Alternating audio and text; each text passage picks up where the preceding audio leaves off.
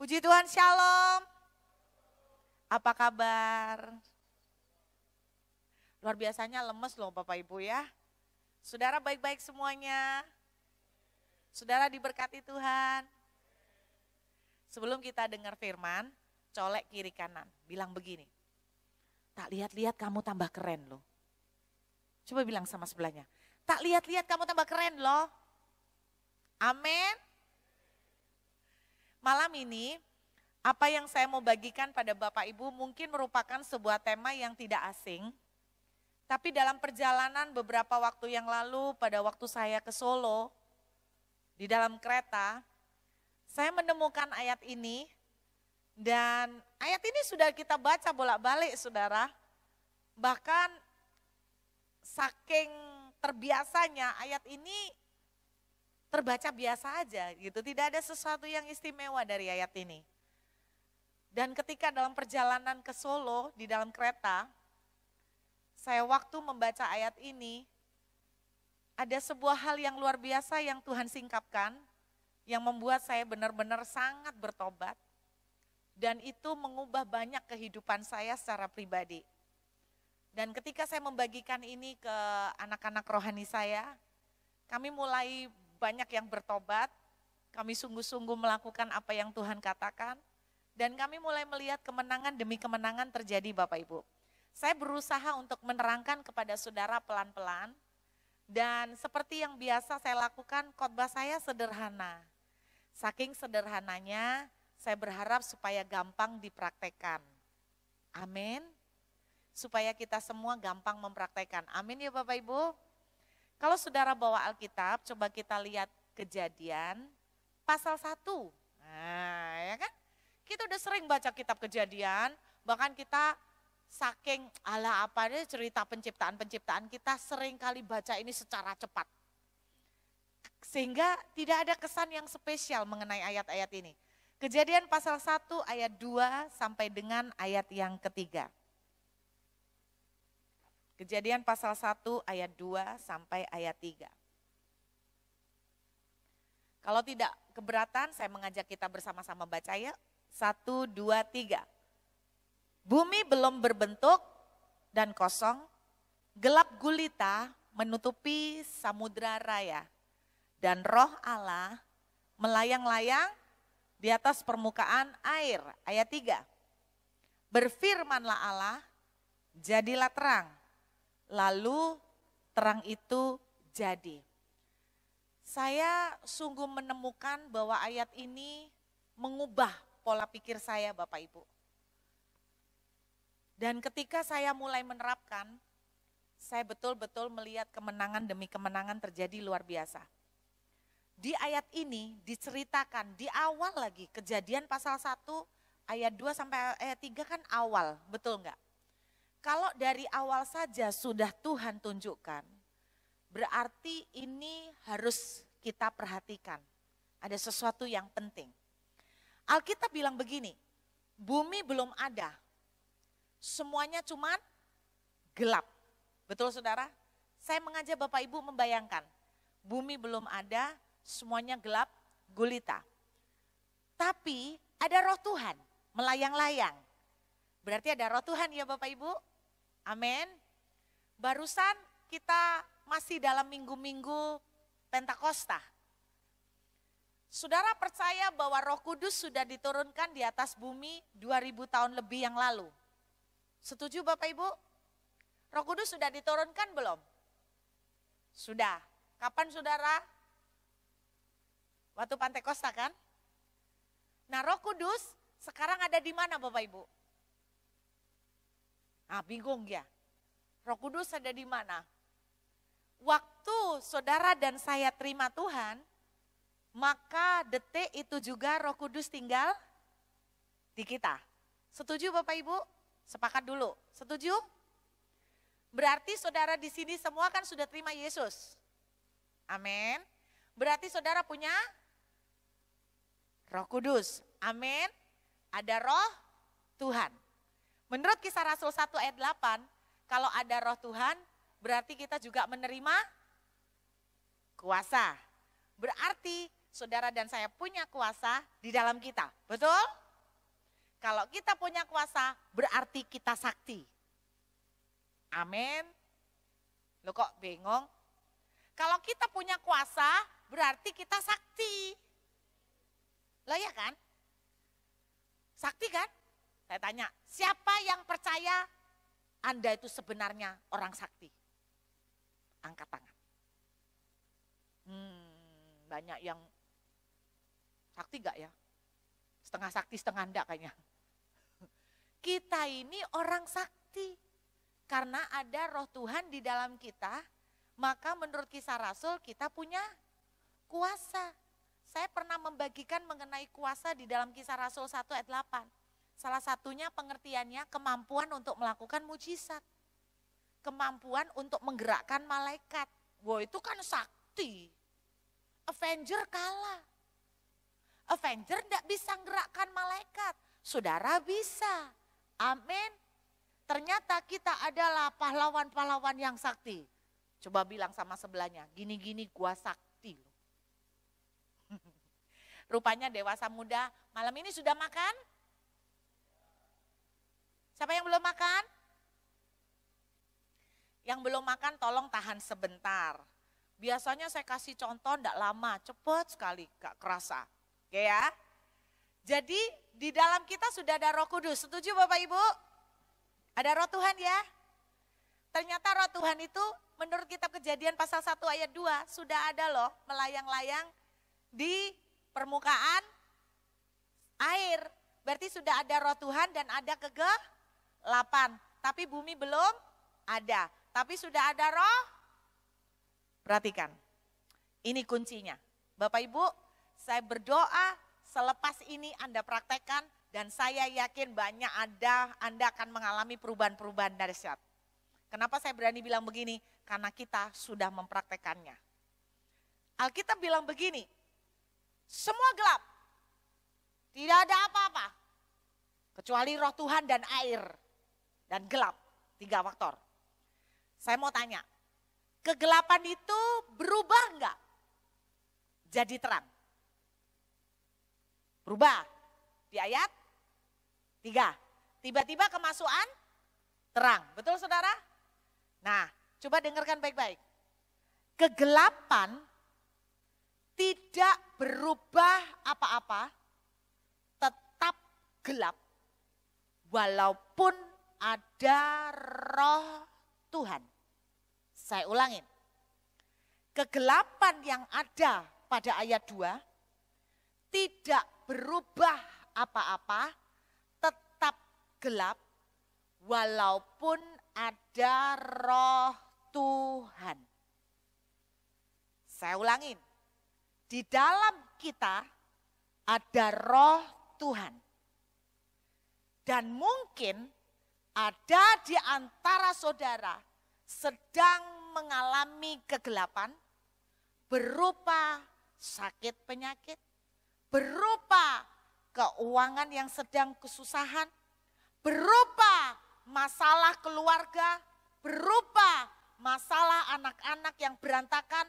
Mungkin kita sedang ada di dalam masa-masa gelap dan kita punya Roh Tuhan.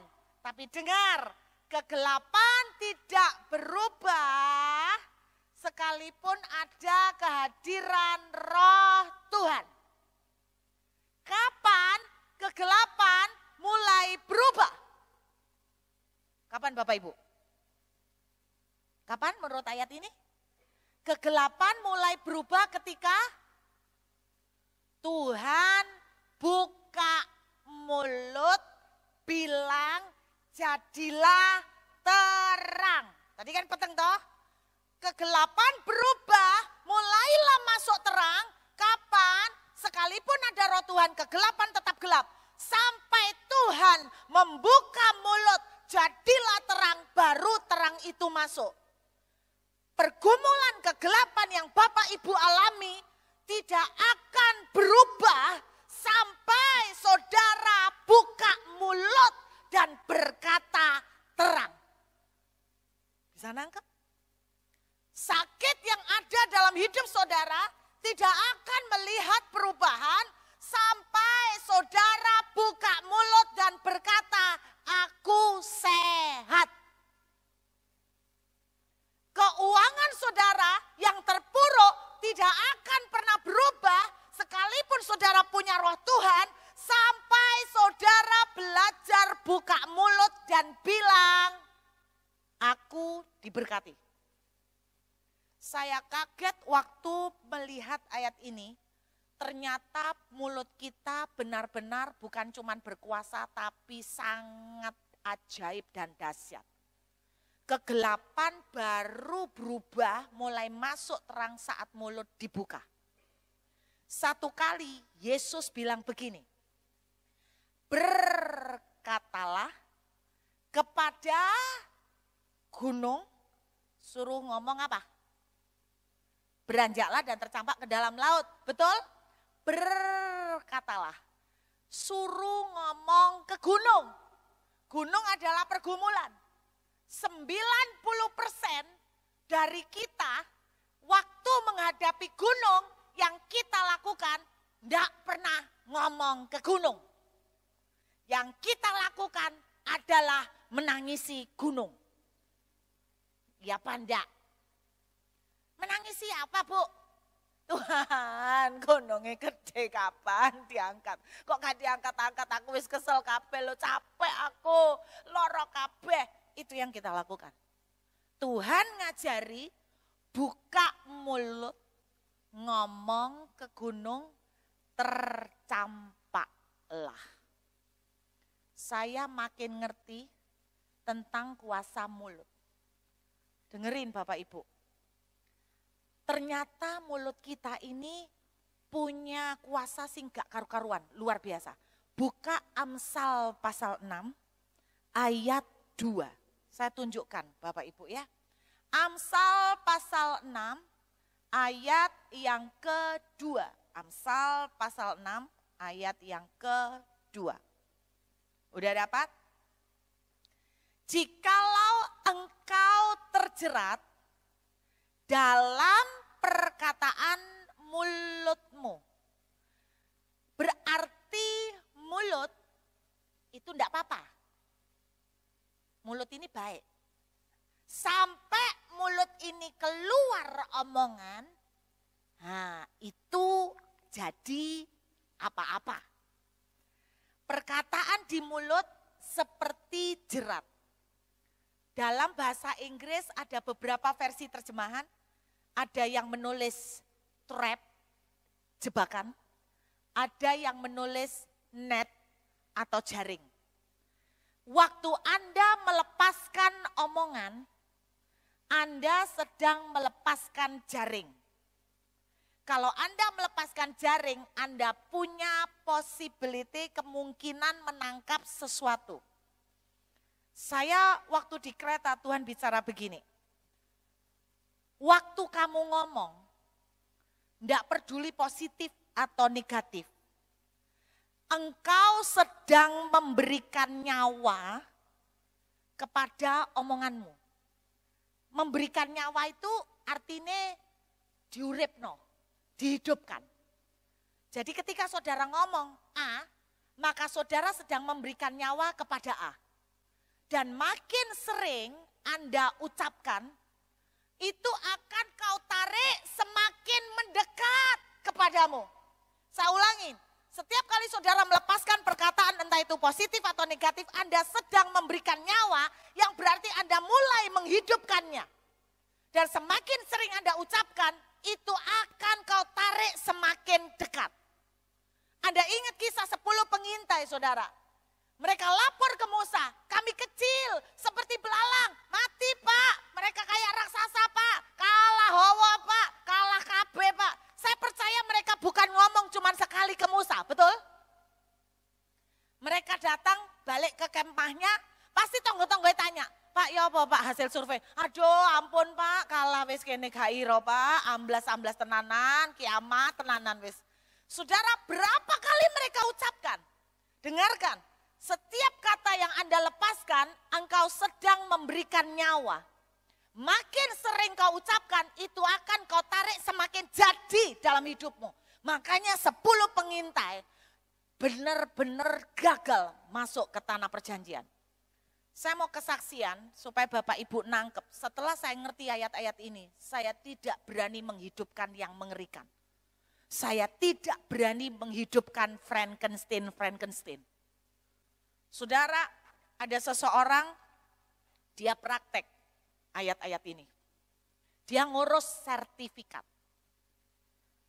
Tanya sama pejabat, Pak, berapa lama ngurus sertifikat? 2 tahun, Pak. Enggak bisa cepet, Pak. Enggak bisa, sistemnya sudah 2 tahun. Dari dulu sistemnya ya 2 tahun. Oh gitu ya, Pak. Iya. Akhirnya orang ini bilang, baiklah, Pak. Saya akan berdoa karena saya percaya bagi Tuhan saya tidak ada yang mustahil. Dia bisa membuat percepatan. Ngamuk pejabatnya di ngono. Ya doa sak karepmu. Wis sistem diatur kan mbiyen 2 tahun ya 2 tahun, mbok pikir sistem mbahmu. Kamu pikir aku tuh cuman ngurus suratmu tok ta? Surat sak gini akeh ya kamu harus ngikuti aturan antri. Iya Pak, enggak apa-apa Pak. Tapi saya mau berdoa karena saya percaya Tuhan saya berkuasa. Tidak ada yang mustahil bagi Tuhan. Tuhan bisa membuat percepatan Pak. Ya doa sakarepmu tambah ngamuk deh emosi.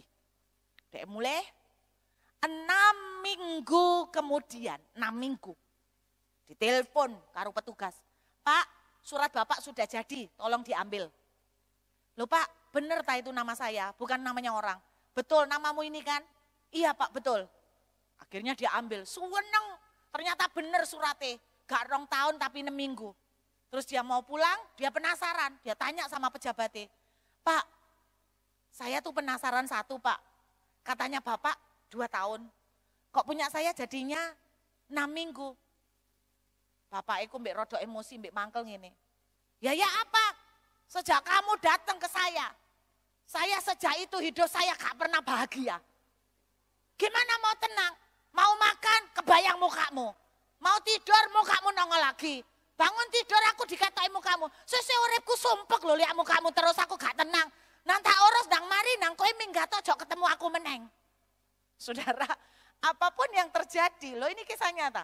Apapun yang terjadi, ketika saudara melepaskan perkataan, saudara sedang menghidupkan, memberikan nyawa bagi perkataan itu. Ketika engkau bilang percepatan terjadi, maka engkau sedang memberikan nyawa, makin sering kau ucapkan, itu akan kau tarik semakin dekat. Amin. Satu kali seorang dokter melakukan penelitian kepada sekelompok pasien yang secara medis sudah tidak tertolong. Mereka diajarin setiap jam, cuman ngomong ping 3. Pak, Bu, kalau kita mau tanya, 1 jam ngomong 3 kali itu gampang apa abot toh? Gampang ya? Cuman ngomong gini tok loh. Aku sembuh, aku membaik, aku sehat. Ping 3. Terserah, aku sembuh, aku membaik, aku sehat. Tiap jam 3 kali. Jadi misalnya jam 6 ke jam 7, 3 kali. Aku sembuh, aku sehat, aku membaik. Beberapa minggu kemudian, luar biasa yang terjadi. Jumlah orang yang mengalami mujizat kesembuhan semakin bertambah sampai akhirnya seluruh ruangan itu pulang karena semua mengalami mujizat kesembuhan. Lu serius Bapak Ibu? Tuhan katakan begini, kegelapan berubah, Alkitab menunjukkan kegelapan berubah ketika Tuhan mulai berkata, jadilah terang. Saudara harusnya belajar, kalau mau melihat kesembuhan, Anda harus belajar ngomong apa? Aku sembuh. Kalau Anda mau melihat berkat keuangan, sekalipun semua sebelah saudara ratusan orang berkata sepi, harusnya Anda berkata begini, aku diberkati.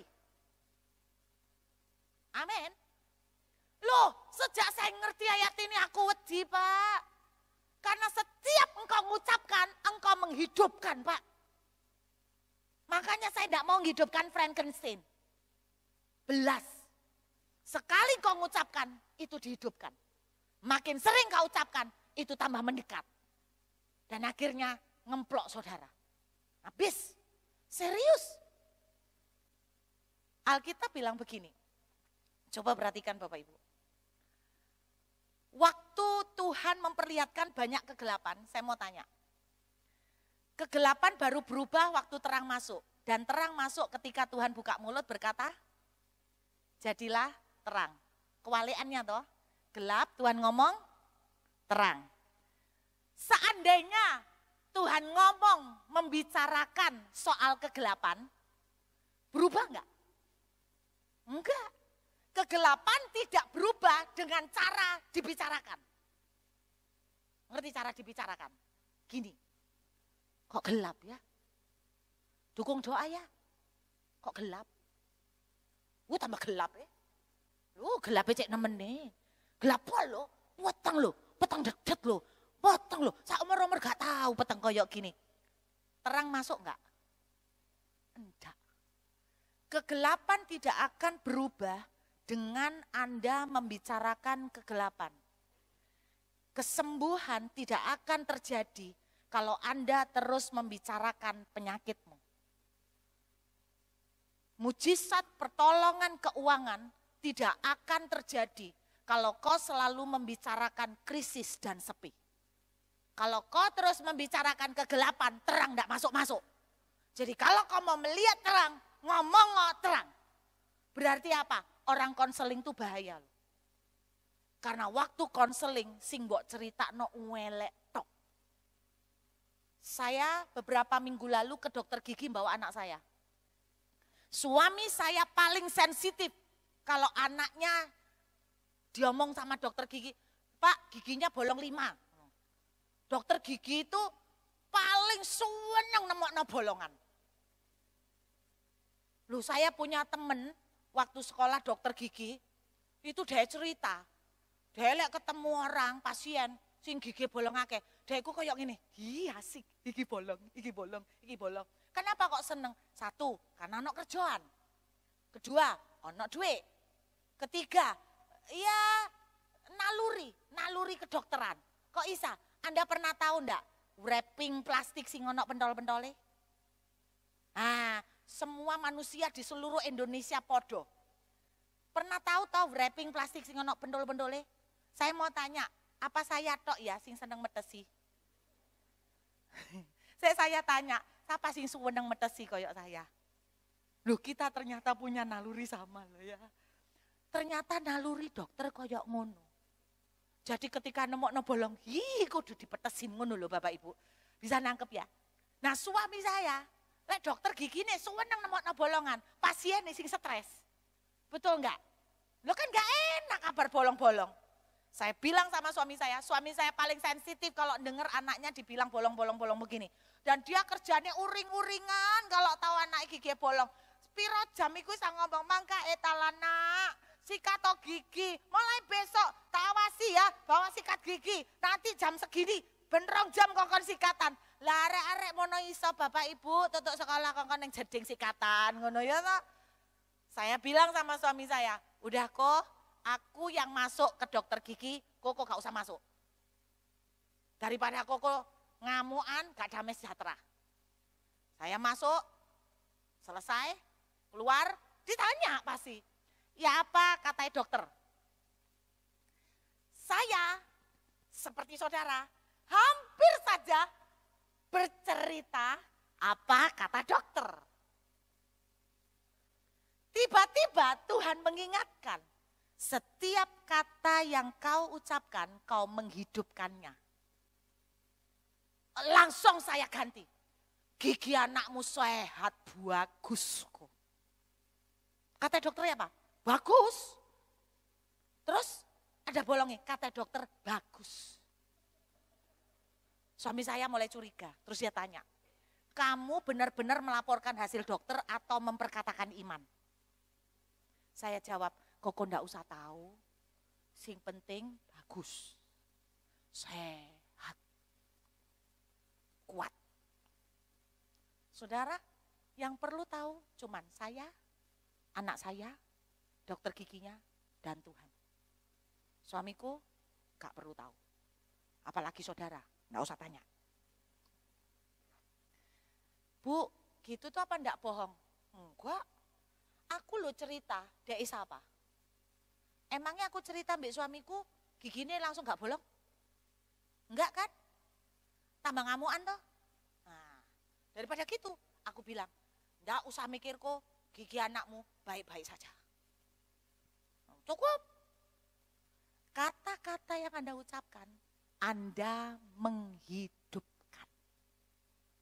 Loh, sekarang sejak pagi, ben pagi bangun, aku lihat kaca.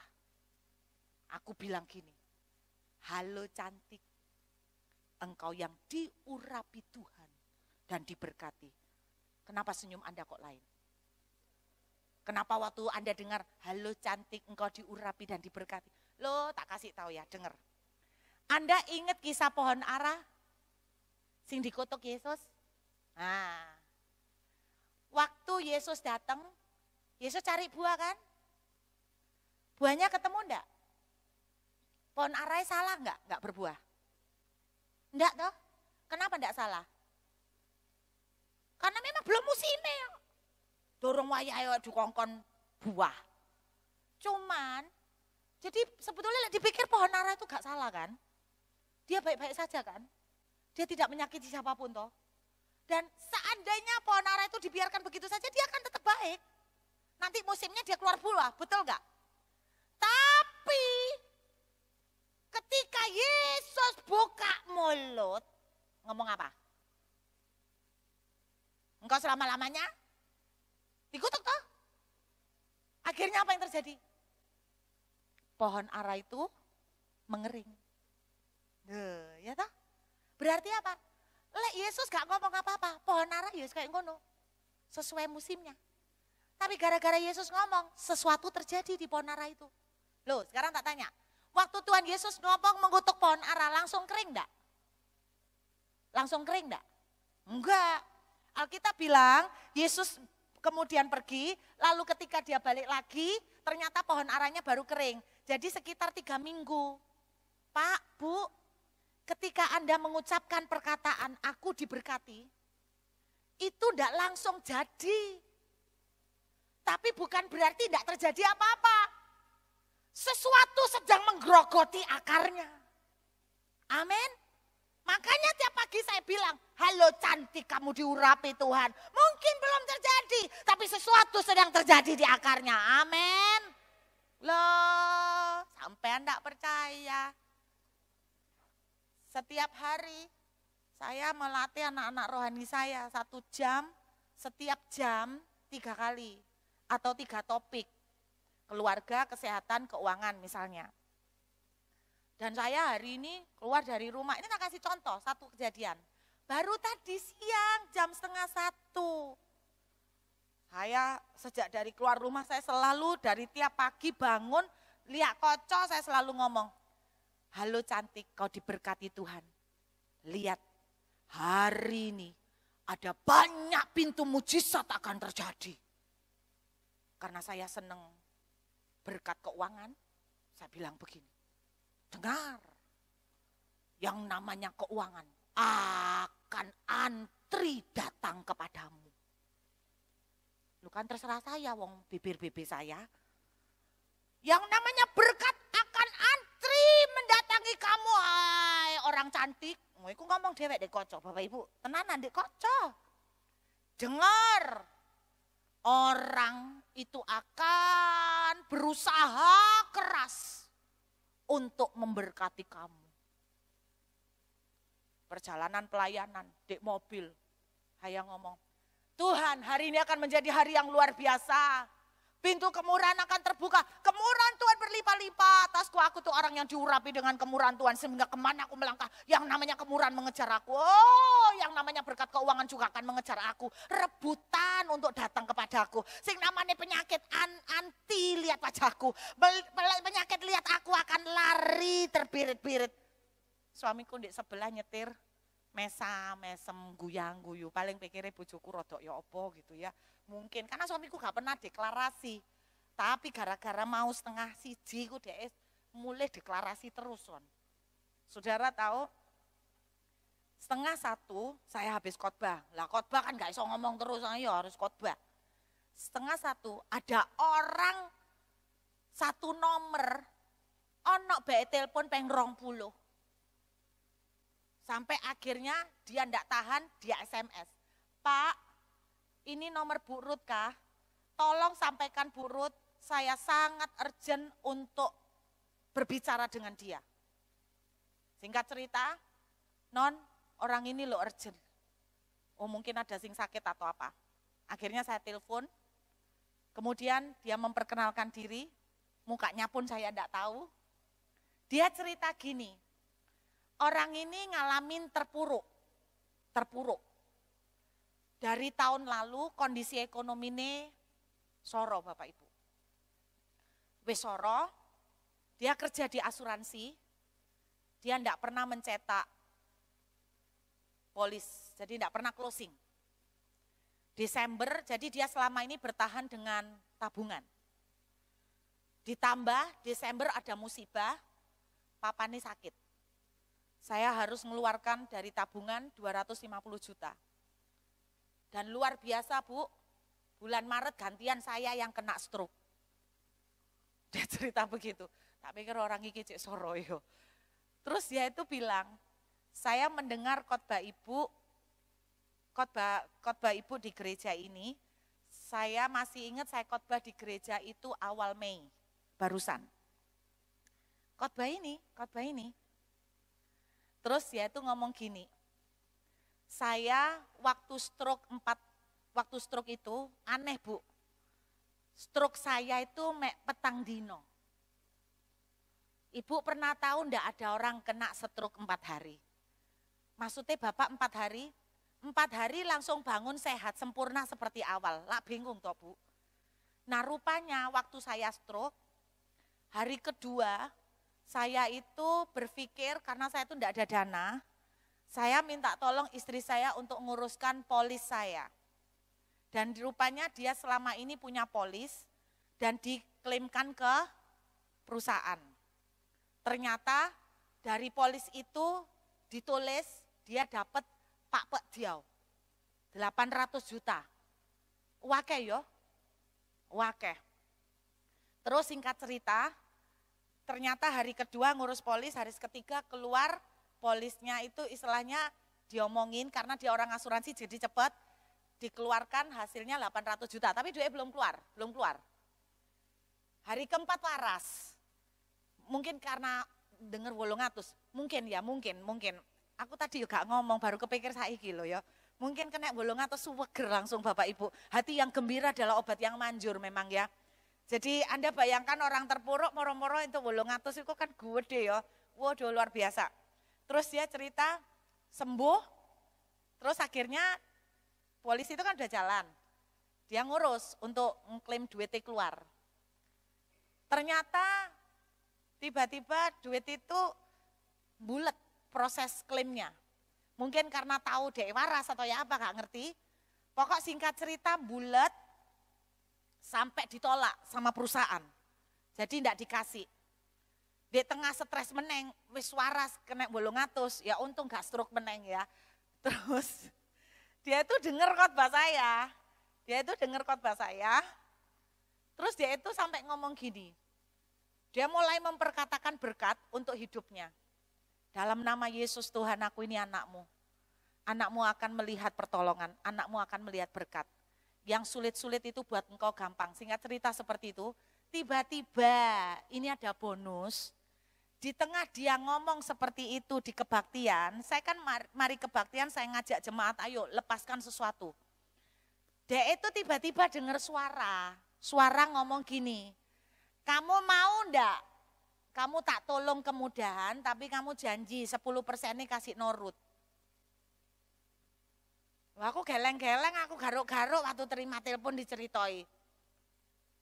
Wah, aku ya otomatis mikir kok 10% toko paling bulung atau tak bulung puluh lumayan akeh katuku bakso warek-warku.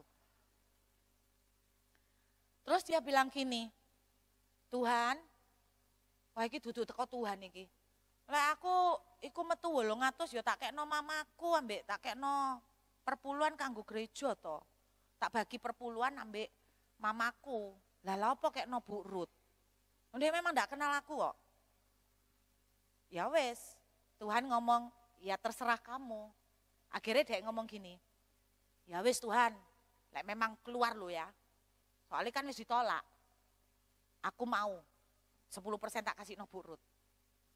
Terus dia maju no lagi. Di ACC. Proses, duwe kan durung metu 800. Kabeh metu duwe berubah pikiran. Lah apa ya wingi tak kekno burut? Kekno mamaku ae mbek perpuluhan. Wurung. Cuman batin ngomong gitu tok lho. Terus tiba-tiba ditolak meneng. Sungguhan loh Bapak Ibu. Aku tuh sampai gelek-gelek kepala. Ditolak lagi. Terus akhirnya dia itu cerita mbek temennya ngomong gini, kamu lek krungu suara kaya ngono nurut to. Iya lek bener teko Tuhan, lek duduk ya apa.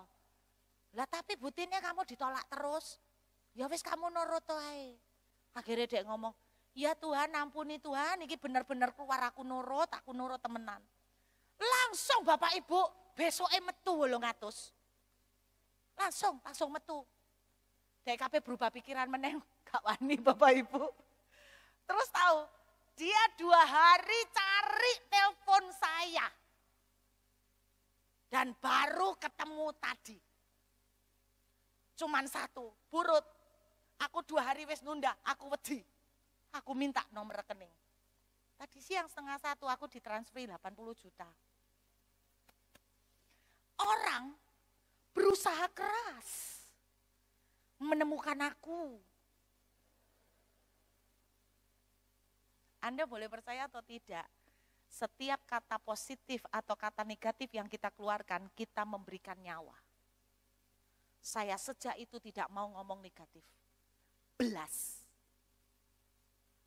Anak rohani saya praktek. Tiap hari berkati kerjaan suamine, mebel. Bapak Ibu kalau boleh jujur, mebel itu bukan pekerjaan yang gampang ya. Betul enggak? Sekarang hampir banyak orang mengeluh kondisi yang sulit. Tapi dia selalu belajar berkata, karena dia tak ajarin tentang ini. Wah tiap hari DL ngomong ini, kerjaan suamiku diberkati orderan berlimpah-limpah. Kerjaan suamiku diberkati orderan berlimpah-limpah.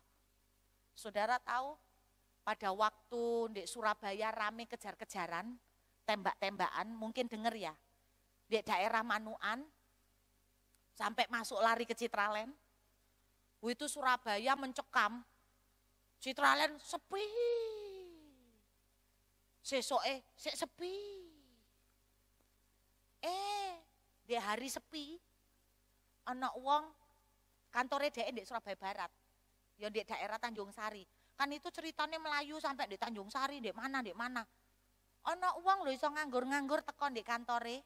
Terus ngasihi orderan, pesen mebel 400 juta langsung bayar. Dan dia cerita gini, suasana perang kayak gini ada orang order mebel. Orang lain mengeluh, dia suasana perang panen. Ayo, apa kowe? Iku isu sore ditelepon orang dari Jakarta. Order, apa itu? Order mebel. Loh Bapak tahu kami dari mana? Dari IG. Loh Bapak kan belum kenal kami. Iya enggak tahu kok kenapa ya saya lihat IG Anda kok langsung kepengin ke Anda. Nah, siapa sih bikin kayak gitu? Nah, saudara, sampai orang itu maksa untuk membangunkan di dia. Tadi dia baru cerita, ada orang lain lagi. Orang ini lucu, punya perusahaan mebel. Dan dia sedang menikahkan anaknya, sedang memberikan hadiah kepada anaknya, dan rumah anaknya didesain semua. Dia itu lo punya perusahaan mebel dan desain interior. Tapi lucu, usaha desain interiornya gak dipakai, dia gambar non di anak rohaniku. Saya tuh sampai gini, lo apa dia kok ndak di perusahaan nih? Lah ya itu sih aku ya bingung. Lah dia ngomong rumah anakku harus didesain dong ambek PT Cahaya, dia bilang gitu. Padahal dia punya perusahaan mebelnya dan desain interiornya terkenal. Saya menyebutkan saudara pasti tahu. Tapi bangun no rumah anaknya, gak pakai mebelnya dia, gawe mebelnya anak rohaniku. Lo lah lucu toh? Kuasa omongan. Satu lagi mujizat yang dialami. Seminggu kemarin papanya dia divonis dokter positif tumor di prostat. Tumor di prostat. Positif. Dan akhirnya dia punya dulur, saudara kenalan, saudaranya dia itu dokter, dan dokternya ngomong gini, lek dokternya sudah suruh MRI, bawaan papa ke Sinciapo. Loh kenapa? Berarti itu sudah pasti positif tumor dan harus di MRI, berarti mau diteliti itu tumor atau kanker. Lek tumor isinya apa? Karena lek tumor isinya air, seisa diobati dokter. Tapi lek tumor sing lain-lain, enggak tahu ya apa. Saudara tahu? Yang tahu hasil vonis dokter ini, cuman dia dan suaminya. Ketika dia pulang, dolor-dolore tanya kabeh, ya apa hasilnya dokter mengenai papa? Anda tahu jawabannya? Oh papa sehat, bagus kabeh hasilnya gak ada apa-apa, papa panjang umur. Saya nanya gini, kamu apa enggak dipikir bohong? Dia jawab gini, coba Cici sekarang mikir, lek tak jawab, papa prostat gini. Itu loh dulur-dulur belum terlalu ambek Tuhan sungguh-sungguh. Apa gak omongannya tambah negatif kabeh tambah. Kita mesti bawa papa ke sini. Dan kita tambah nanti tambah sorong. Bener enggak? Apa mereka saya nyembuk no? Enggak kan? Tambah ngedonkan kan? Jadi dia dan suaminya mengambil keputusan, lek dulur tanya, papa sehat, hasil periksa dokter bersih, tidak ada apa-apa, dan panjang umur. Setelah berlalu, mereka MRI. Dan hasilnya dibawa ke dokter. Dan sebelum dibawa ke dokter, sejak mereka tahu vonis, mereka bilang begini, papa sehat, papa bersih semuanya hasil dokter, tidak ada apa-apa, papa panjang umur, papa sehat, papa panjang umur, papa sehat, papa panjang umur. Saudara, pada waktu mereka ke dokter malam jam 10 untuk membacakan hasil MRI, saudara tahu apa yang terjadi? Dokter tidak bisa mendeteksi tumornya isi apa. Kenapa? Karena tidak ada. Tumornya hilang. Saya tadi tanya BDE, kamu waktu cerita Mbak Papa gak kaget? Papa langsung lemes. Ternyata Papa kaget waktu baru diceritain. Jadi kemarin aku ini sempat kena tumor prostat. Tapi ketika mereka mendengar tumornya hilang, sak keluarga nuangis kabeh. Sejak hari itu mereka semakin tahu bahwa setiap perkataan yang Bapak Ibu sebut itu memberikan nyawa. Berhenti ngomong kegelapan. Di Surabaya ada 2 mak. Mak ini punya cucu yang punya pergumulan. Sing satu cucuke autis. Sing satu cucuke terlambat bicara. Mak sing punya cucu autis iki luar biasa. Luar biasanya apa? Fotonya cucuke dipasang di handphone, dikei tulisan, Abigail 10 tahun, autis.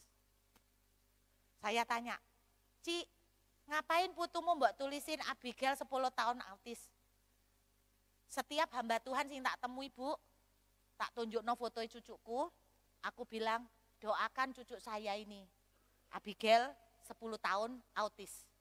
Saya jawab gini, kenapa ndak sekalian mbok bikinno brosur ae pisan. Kasih ono kabeh ke jemaat beno dukung doa. Sekalian pengumuman kabeh ke seluruh dunia beno tahu putumu autis. Engkau ndak sadar bahwa ketika engkau nulis, Alkitab bilang di kitab Habakuk, tuliskan penglihatan itu. Engkau sama dengan menubuatkan juga. Waktu Anda nulis itu sama dengan Anda juga mengatakan, sama kuasa tulisan. Ngomong terus, mbok kuatna autisi. Iki mak sitoke. Iki mak sitoke luar biasa. Cucuke umur 4 tahun. Terlambat bicara, namanya Xavier. Dulu koyok emak sing autis iki. Emak sing butuh autis. Mesti ngomong, tolong doakan Bu, cucu saya terlambat bicara. Tolong doakan Pak Pendeta, cucu saya terlambat bicara. Pak Pendeta tolong doakan ya, cucu saya terlambat bicara. Yang kita ceritakan, yang kita perkatakan selalu kegelapan. Saya marah sama dia, saya ngomong, Ci, kamu mesti bertobat. Dan saudara tahu, ini baru praktek 1 bulan ini. Xavier, dia bilang gini, Xavier, umur 4 tahun, kamu akan cerewet, banyak ngomong, pinter kayak Ahok. Serius, Xavier kamu pinter kayak Ahok, banyak ngomong-ngomongmu, lancar, banter, cepet, ngomongmu akeh. Saudara tahu, enggak sampai sebulan ini. Dia kemarin kesaksian saya terharu. Saudara tahu, dan dia bilang gini, Xavier kamu pinter kayak Ahok. Saya tuh tanya, Cik, saya tertarik kenapa Cik menyebut-nyebut nama Ahok. Karena Pak Ahok itu Bu Ruth terlambat bicara sampai umur 5 tahun. Oh ya? Iya, Ahok itu terlambat bicara Pak, sampai umur 5 tahun baru ngomong. Saya tuh cuma bayang no gini, umur 5 tahun lu baru bisa ngomong. Iku wis pinter kayak ngono. Dan yo umur 2 tahun. Koyok apa pinter yo? 5 tahun terlambat aja wis koyok ngono. Dan yo ndak terlambat yo. Wah, Anda tahu si Xavier ndak sampai 1 bulan. Sekarang ajaib, aneh. Mulutnya tuh mulai akeh ngomong, tapi lucu. Sing akeh ngomongnya merek mobil. Dia bisa menyebutkan semua merek mobil. Avanza, Xenia R3, crossover, Panther, misalnya gitu ya. Fortuner, Lexus, isoro, Lexus tipe ini, iso banter dan cepet. Loh, buat kami itu mujizat. Gak sampai sebulan. Dengerin, waktu engkau melepaskan perkataan, engkau memberikan nyawa. Amin. Saudara mau praktekkan? 1 jam 3 tema aja, susah enggak? Enggak kan? Kesehatan, aku sehat, aku diberkati. Keluargaku diberkati Tuhan, keluargaku cinta Tuhan. Keuangan diberkati luar biasa, pekerjaanku laris manis, kemurahan Tuhan menyertai keluargaku. Mari Kak sampai 1 menit. Betul? Kalau Anda lakukan ini, dengar. Tidak mungkin tidak ada hasil. Pasti ada hasil. Kalau kita boleh jujur, Bapak Ibu banyak menceritakan kegelapan atau berbicara terang. Siapa yang banyak membicarakan kegelapan? Jujur, selain saya. Mulai hari ini, berhenti membicarakan kegelapan. Tuhan mengubah kegelapan dengan membicarakan terang. Kalau enggak bicara, jadi terang enggak? Enggak. Berarti suka enggak suka harus buka mulut. Amin. Latihan ya. Noleh sebelahnya. Anggepen sebelahmu cermin. Jadi Anda ngomongnya gini, lihaten, ini loh orang yang diberkati Tuhan luar biasa. Gantian, ini loh wong ganteng, ya. Diberkati Tuhan, wis ganteng diberkati Tuhan. Wih cek GR, bapak no, lebih baik GR daripada minder. Coba ngomong sama sebelahnya, perkatakan, lo bapak ibu ngomong gitu izin. Lo ayo ngomong. Sebelahnya dianggap cermin. Loh enggak mungkin enggak ada hasil. Ingat ya pohon ara, mungkin enggak langsung kering hari itu 3 minggu kemudian. Siapa tahu 3 minggu kemudian Anda melihat sesuatu yang dahsyat terjadi. Loh Bapak Ibu, baru tadi malam ini anak rohani saya sedang deal bisnis di Jakarta sama orang-orang top. Dan dia bilang begini, sejak dari Surabaya, sudah lama. Wah, dia selalu memperkatakan hal-hal positif. Dia baru cerita, kita goal. Wow, keren. Mulai. Amin. Ayo praktek. Ngomong sama sebelahnya seperti cermin. Lihaten. Ini loh orang ganteng yang diberkati Tuhan, sukses luar biasa. Luar dalam jasmani rohani. Terserah Anda tambah ono sekomplit-komplitnya. Apa Anda isin dah? Menyanjung diri itu takut. Isin Bu, kita kan rendah hati. Walah asalnya kepingin aslinya ya tuh. Ayo ngomong sama sebelahnya. Jangan lihat saya sudah cantik, saya sudah diberkati, saya sudah luar biasa. Toleh sebelahnya, bilang sama cermin di sebelahnya. Bapak Ibu, toleh. Kalau Anda terus membicarakan sakit, Anda tidak akan pernah melihat kesembuhan. Kalau Anda terus membicarakan krismon, Anda tidak akan melihat Anda akan dibuat beda. Orang boleh bilang krismon, tapi masa peperangan seperti ini. Saudara, anak rohani saya, kebanjiran orderan sampai luar biasa. Dia cerita, makanya tadi aku ditraktir makan sampai wareg. Saya senang sekali ngelihat anak-anak rohani saya ngalamin breakthrough. Dan saya mau jemaat di GAB Mojokerto juga ngalamin breakthrough. Amin. Bapak Ibu butuh mujizat?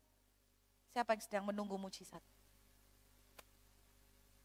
Karena Bapak di depan, saya ambil contoh. Loh, enggak apa-apa Pak, Anda tak berkatakan. Bapak butuh mujizat apa Pak? Wake Bu, saya tahu, satu aja.